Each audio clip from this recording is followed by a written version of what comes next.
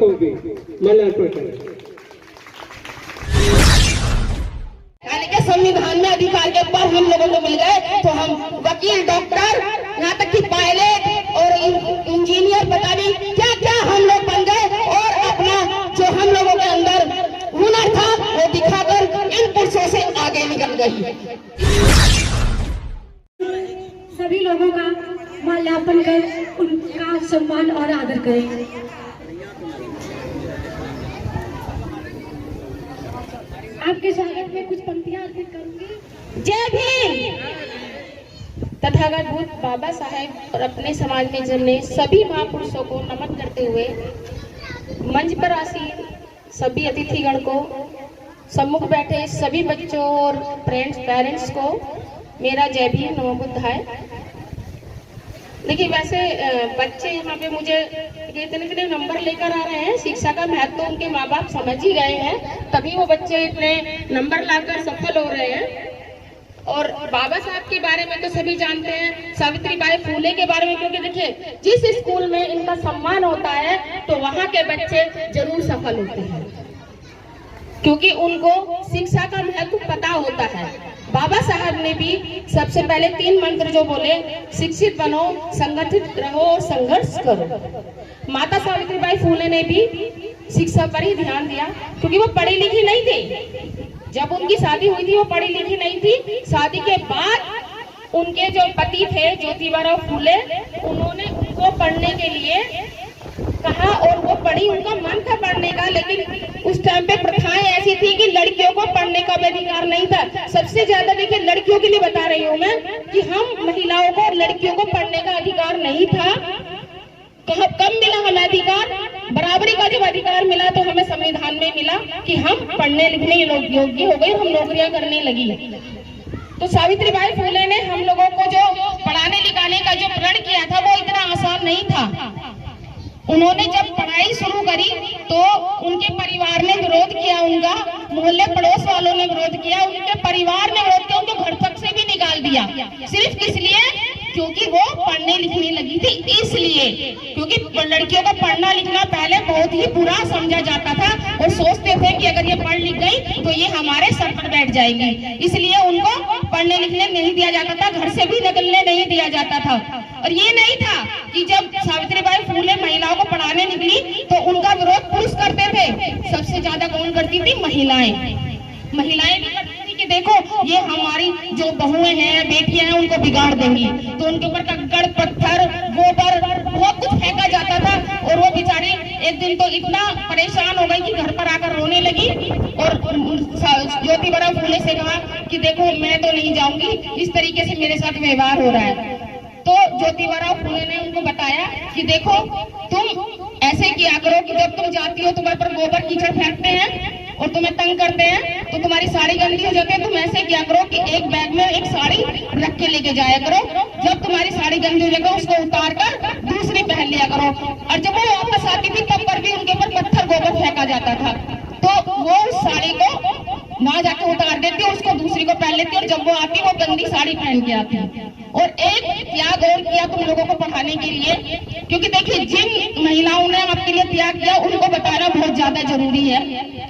उन्होंने जब पढ़ाने लिखाने का प्रण किया था तो क्या होता है कि जब हम लोगों की लड़कियों की शादी हो जाती है तो उसके बाद माँ बनना सबके लिए, देखो कोई भी शादी होती है तो कोई भी महिला होती है तो माँ बनना वो पहले जाती है। तो क्या हुआ कि एक दिन दोनों बैठे हुए बातें कर रहे थे तो उन्होंने कहा सावित्रीबाई और ज्योतिबा फूले ने कि देखो सावित्री, अगर हम बच्चा पैदा करेंगे तो मैं कमाने में लग जाऊंगा और तुम उसको पालने में लग जाओगी, तो हम दोनों का टाइम नहीं बचेगा इस समाज के लिए। ये जो मेरा अनपढ़ समाज है, जो लड़कियां जो पढ़ने लिखने नहीं दिया जाता, हम उनको टाइम नहीं दे पाएंगे क्योंकि तुम बच्चे पालोगी, मैं कमाने लग जाऊंगा। तो उन्होंने एक प्रण लिया कि हम बच्चे पैदा ही नहीं करेंगे। तो वो किसके लिए लिया था? हम महिलाओं के लिए, हम बच्चियों के लिए लिया था कि हम अगर बच्चे पैदा नहीं करेंगे तो हम पूरा समय इनके लिए देंगे। और 1818 में कन्या विद्यालय पुणे में सावित्रीबाई फूले ने खोला था सबसे पहला, तो उनके लिए एक ताली तो होनी चाहिए ना। और देखिए भी बहुत वहाँ पे वक्तागण है। शिक्षा का महत्व बाबा साहब ने 3 उसमें दे ही दिया मंत्र में कि शिक्षित बनो, संगठित रहो, संघर्ष करो। और शिक्षा वो शेरनी का दूध है जो पिएगा वो दहाड़ेगा। और आपने देखा है कि पढ़ने के बाद बाबा साहब ने हम लोगों को, महिलाओं को, बाबा साहब ने हमारे लिए हिंदू कोड भी लिखा, जिसे इन लोगों ने पास होने ही नहीं दिया। किन्होंने? जो नहीं चाहते थे कि महिलाएं पढ़े या लड़कियां पढ़े। उन्होंने कहा कि अगर ये हिंदू कोड बिल में इनको अधिकार दे देंगे तो ये हमारे सर पर चढ़ जाएंगी। तो उन्होंने हिंदू कोड बिल पास होने नहीं दिया। और बाबा साहब ने अपना जो पद था, कानून मंत्री पद, वो बाबा साहब ने छोड़ दिया। वो किसके लिए छोड़ा? हम महिलाओं के लिए या बच्चियों के लिए, कि जब मैं इनकी स्थिति नहीं सुधार सकता तो मैं कानून मंत्री पद पर रहकर क्या करूंगा। तो बाबा साहब को मौका कब मिला हम लोगों को बराबर का अधिकार देने के लिए? जब उनको संविधान लिखने का मौका मिला। तो बाबा साहब ने सबसे पहला काम क्या किया कि हम महिलाओं को 50% की भागीदारी संविधान में दे दी। और उसके पर हम लोगों को मिल गए, यानी कि संविधान में अधिकार के पर हम लोगों को मिल गए। तो हम वकील, डॉक्टर, यहाँ तक कि पायलट और इंजीनियर, पता नहीं क्या क्या हम लोग बन गए। और अपना जो हम लोगों के अंदर हुनर था वो दिखाकर इन पुरुषों से आगे निकल गई। इसलिए मैं बाबा साहब को हमेशा नमन करती हूँ। बाबा साहब का एहसान मैं मरते दम तक नहीं चुका सकती।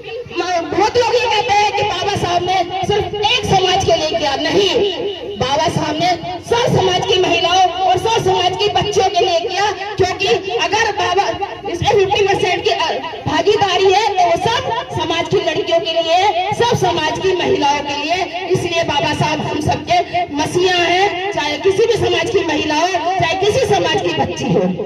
मैं एक छोटी सी कहानी आपको बताकर अपनी वाणी को विराम दूंगी कि हम 2 बच्चे लेते हैं। देखिए, बुरा मत मानिएगा, सिर्फ एक ये उदाहरण है। हम 2 बच्चे लेते हैं, दोनों एक ही बराबर की उम्र के हैं। एक बच्चे को हम पढ़ाने के लिए भेज देते हैं स्कूल में, और एक बच्चे को हम मंदिर के अंदर भेज देते हैं। अब दोनों बच्चे बड़े हो रहे हैं। जो पढ़ने वाला बच्चा है वो भी बड़ा हो रहा है, जो मंदिर में सेवा पानी कर रहा है, रोज पूजा कर रहा है, रोज धो रहा है, रोज वस्त्र बदल रहा है, यानी कि सेवा कर रहा है मंदिर के अंदर। और जब बच्चे बड़े हो जाएंगे, वो दोनों बड़े हो गए हैं, तो अब मुझे ये बताइए कि जो पढ़ने वाला बच्चा है वो भी बड़ा हो गया, वो पढ़ लिख कर बड़ा हो गया। जो बच्चा मंदिर में पूजा कर रहा था, सेवा कर रहा था, वो भी बड़ा हो गया है। तो मुझे ये बताइए, सरकार नौकरी किसको देने वाली है? किसको देगी नौकरी? किसको? बच्चे बताओ किसको? तो इसलिए शिक्षा सर्वोपरि है और शिक्षा पर ध्यान दो, अन्य किसी चीजों पर ध्यान मत दो। अगर आप पढ़ लिख जाओगे तो सब कुछ कर जाओगे अपने जीवन में, अपने जीवन को सफल बना लोगे। और एक बात और, आप लोगों के जो आज पढ़ लिख रहे हो वो सिर्फ इसलिए पढ़ लिख रहे हो कि हम पढ़ लिख कर अच्छी नौकरियों पे जाएं, अच्छे पदों पर जाएं। लेकिन आज क्या हो गया है? अब क्या हो गया है? नौकरियां ही खत्म हो गई हैं हमारी।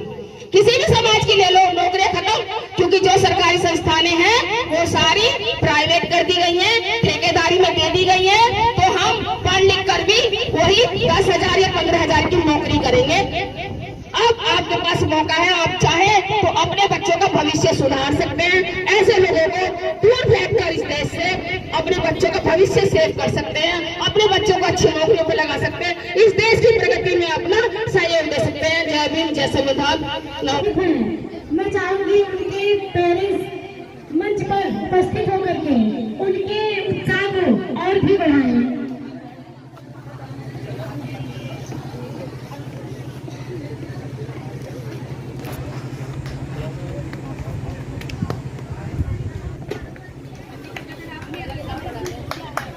बहन अंशिका की मूर्ति आप भी मंच के प्रस्तुत हो जाएं।